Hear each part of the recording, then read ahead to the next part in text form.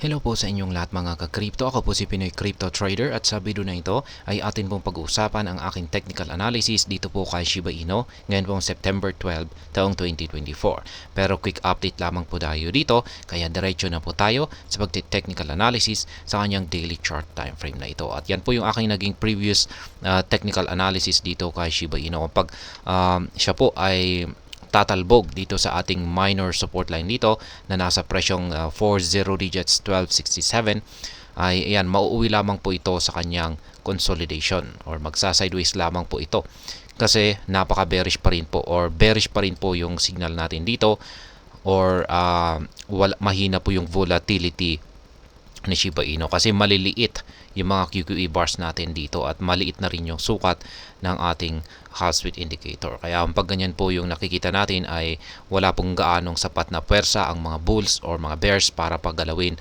ng malakas ang presyo ni Shiba Inu. Kaya sa madalas ay nauuwi lamang po ito sa consolidation. Kaya yan nga, tumalbog po siya rito at ngayon ay nagko-consolidate po siya ngayon. Kaya ngayon ay yung aking analysis po rito ay mukhang magpapatuloy lamang po siya sa kanyang consolidation. Ngayon ay meron po tayong nabuo rito na isa pang minor resistance line dito. Color coding po natin dito is lahat ng mga kulay green ay nagsisilbi po itong mga resistance levels. Lahat naman po ng mga kulay red ay nagsisilbi po itong mga support levels. Kaya ayan, yung aking nakikita po rito na magiging galaw ni Shiba Inu sa mga paparating na araw ay mukhang magpapatuloy lamang po ito sa kanyang consolidation or magsa-sideways or maglalaro lamang po siya rito sa pagitan ng yan, sa pagitan po ng ating minor resistance line na dito at saka minor support line dito. Ayan, consolidation lamang po siya.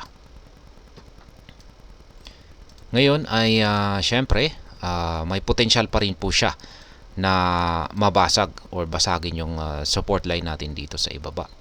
At syempre kung pag nabasag po yung support line natin dito sa ibaba, ayan, kapag nabasag po yan ay syempre posible po siyang bumagsak hanggang dito sa major support line natin dito sa presyong 40 digits 1166.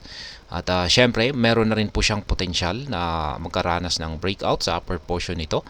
At kapag nangyari naman po ito ay syempre ayan, medyo mataas-taas po yung posible niyang aakyatin. Ayan, kapag nabasag naman yung ating resistance line dito. Ayan, kapag nabasag. At palitan natin ng kulay green. Ayan. Kung pag nabasag yung minor resistance line natin dito ay posible po siyang umangat hanggang dito sa sunod na major resistance line natin na 40 digits 1480. Kung pag dito naman ay ayan, possible po siyang magpatuloy sa kanyang pagbagsak.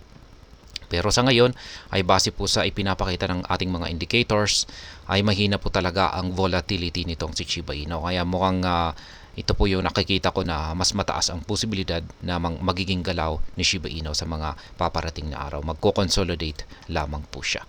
Kaya ayan, pagdating naman po sa ating trades ay wala po tayong panibagong pending order dito na na-trigger. Kaya patuloy pa rin po na nananatiling ayan, narito ayan yung aking mga live spot trading positions dito po kay Shiba Inu. Meron po akong dalawa na nakabang sa itaas na mga sell pending orders at saka tatlo naman po na buy pending order dito sa ibaba. At ayan, kung gusto ninyo akong gayahin or sabayan sa aking simpleng strategy na ito ay malaya po kayong gawin yan. Madali lang naman akong sabayan kung saan lahat ng inyong kailangan ay inyong nakikita sa chart na ito. Sa mga hindi pa nakakaalam, ang mga kulay yellow na arrow signs dito ay kung saan nakaset ang aking mga sell pending orders or take profit.